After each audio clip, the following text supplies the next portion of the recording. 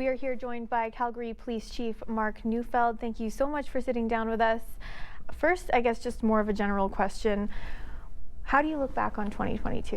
2022 has been a really shifting year. Like if I think back to where we were at this time last year or around the new year, like we were in the grips of the sixth wave or whatever it was, where we had Omicron and we were dealing with significant staffing issues. There was protests at the homes of politicians and there was a lot of stuff going on to begin the year. And then I think actually like in around the first quarter, things sort of shifted back. If you think back to when the restrictions came off and the playoffs, the Red Mile, the Battle of Alberta, all the things kind of got back a little bit to normal and lots of great community events going on.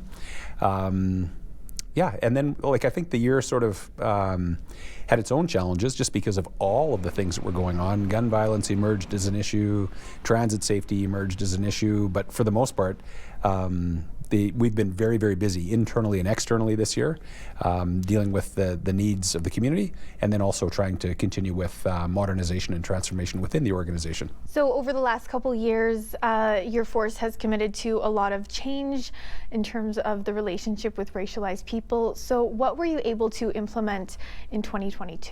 I think it's the continuation of the commitment we made in 2020. When we went into 2021, we actually initiated internal and external anti-racism committees within the organization. Now, those groups actually largely led a lot of the work that happened in 2021 and into 2022. The three big things they came up with was around training, around recruitment, and around complaints, the complaints process. So there was some work done there. The collection of race-based data would be a good example. The groups were very involved in things like the development of an updated use of force and de-escalation policy. Quite a bit of work done around the recruiting side to try to reduce barriers. I think it was very clear that the community would like to see themselves represented in the Calgary Police Service, which we think is a great idea. There's lots of work done trying to provide training at all levels. The transformation and the work around anti-racism is, I think, work that's never really done, but certainly there's a strong plan and great engagement and involvement moving forward. Gun violence and crime in the city has been a major issue this year. What is the feeling in police stations as they see these numbers trend up and also as police respond to these incidents? Statistically, the city is a safe city. We're always historically, in terms of the statistical, like the crime data, we're about sort of middle of the road for central metropolitan areas across Canada.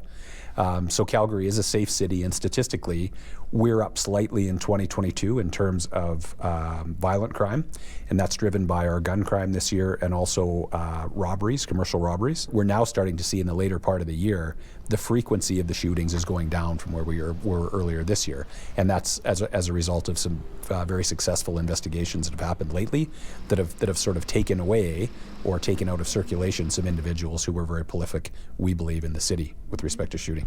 And what were the wins for the Calgary Police in 2022? Homicide clearance rates are higher than they ordinarily are by this time this year. There's been lots of great investigations in the districts. There's been lots of return to good community engagement events.